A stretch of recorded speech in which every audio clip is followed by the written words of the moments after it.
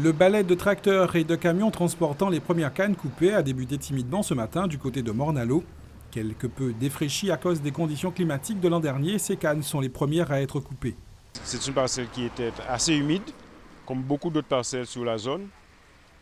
Donc cette année, au démarrage de la campagne, en priorité, nous avons décidé de les récolter parce qu'elles sont là, elles sont sur pied depuis 2010. Donc voilà pourquoi nous sommes sur cette parcelle aujourd'hui.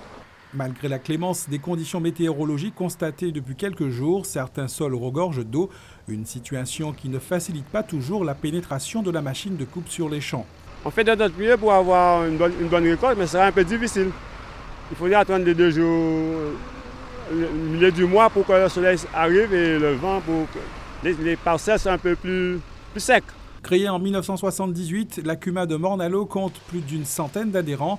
Cette coopérative a largement contribué à la mécanisation de la coupe.